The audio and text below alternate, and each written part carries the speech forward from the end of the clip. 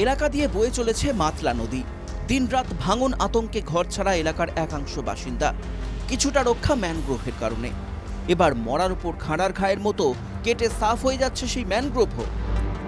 দক্ষিণ ২৪ পরগনার কুলতলি ব্লকের গোপালগঞ্জে হোমস্টের সুবিধার্থে ম্যানগ্রোভ কাটার অভিযোগ স্থানীয় বাসিন্দাদের। বন দপ্তরের কর্মীরাও জড়িত বলে অভিযোগ। হোমস্টে আছে, মাসুদ বলে একজন এসছে কলকাতা থেকে, সেই করেছে এই কাজটাই। কাটলো কেন? এখানে নদী টদী দেখা যায় না, যার জন্য করে কেটেছে। নদী বলতে গিয়ে রাতের ঘুম হারাম হয়ে যাবে পুরো একদম। এই জায়গাটা তো মূল জায়গা ভাঙে, এই জায়গাটা ভাঙে। এই এপারে যে সরেজটা দেখতে পাচ্ছেন, এক হাত একটা গাছের জন্য এক হাত এগিয়ে যেতে পারেনি, সেটা চিহ্ন করেছে। এখান থেকে 200 ফুট মতো হাতে পায়ে ধরে যে কোনো উপায় সরিয়ে এনে করা হয়েছে, একটাও গাছে হাত দেওয়া হয়নি। আর এই আজকের এসে দেখতে পাচ্ছি তো পুরো সাদা করে দিয়েছে। প্রচুর ক্ষতি করবে দাদা ভাই। খুব রিকোয়েস্ট করে এক্সিকিউটিভ অফিসার থেকে আরম্ভ করে টোটাল আমাদের বিধায়ক এমএলএ সাহেব রিকোয়েস্ট করে বলে গেছে একটাও গাছে হাত না দিতে। অথচ এই একটা এগ্রিকালচারের কাজে এত কাজ হচ্ছে, একটাও কেউ গাছে হাত দেয়নি। আর আজকের লোকাল নেতৃত্ব তারা ছিল, সবাই জানে।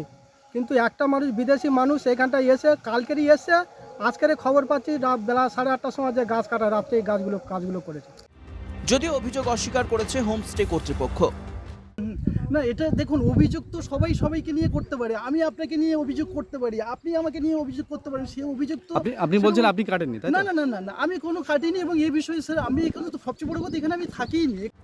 প্রশাসনের বিরুদ্ধে আঙুল তুলেছে বিরোধীরা। ঘটনায় অপরাধীদের বিরুদ্ধে আইনত ব্যবস্থা নেওয়ার আশ্বাস কুলতলি পঞ্চায়েত সমিতির বনভূমির কর্মাধ্যক্ষ শাহজাদ শেখের। যে অভিযোগটা আপনারা নিয়ে আসছেন, এই অভিযোগের কতটা সততা আছে আমি সেটা আমার পিয়ালি বিট অফিসের ফরেস্টের বড়বাবু ওনাকে দিয়ে তদন্ত করে দেখব। যদি প্রকৃতপক্ষে গাছ কাটে তাকে বিরুদ্ধে আইনত ব্যবস্থা নিতে বাধ্য থাকবে। দক্ষিণ ২৪ পরগনা থেকে উজ্জ্বল সরকারের রিপোর্ট, NKTV বাংলা।